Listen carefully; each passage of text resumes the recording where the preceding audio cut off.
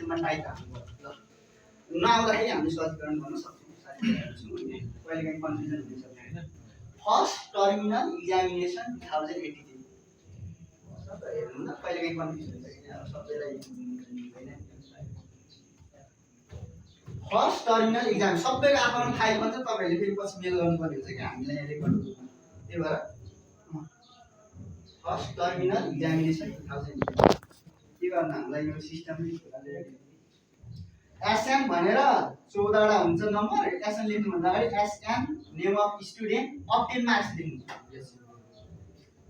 colour सलर केही नगर्नु अहिले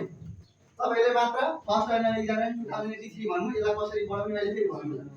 SN name of student obtain marks त्यो लेख्नु अनि बल्ल 1 2 देखि 14 सम्म यहाँनिर चाहिँ यो भैरव लेखेको अर्को भानुभक्त लेखेको यो साहित्यकारको नाम लेखेको छ है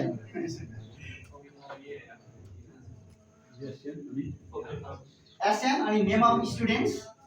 अर्को उसमा सेलमा अर्कोमा चाहिँ ओबिटिएआई एनइडी अब्टेन मार्क्स त्यो ठाउँमा के तल लेख्ने कि एउटै लाइन हजुर यो तलै लेख्ने हैन यो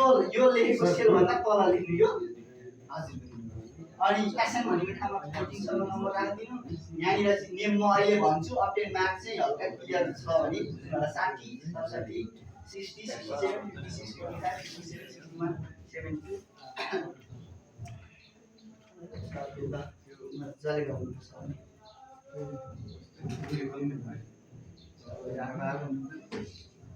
यसमा के हो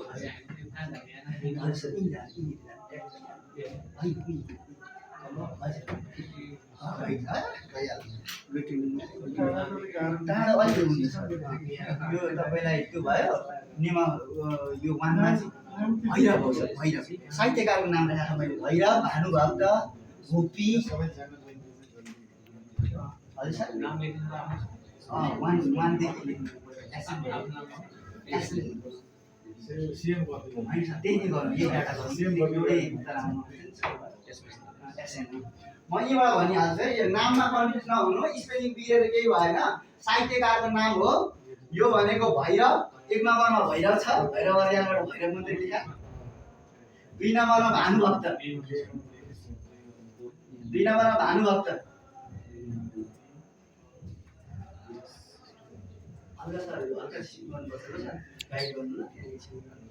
त्यसपछि भुपी 3 नम्बरमा भुपी हजुर अर्को टाइम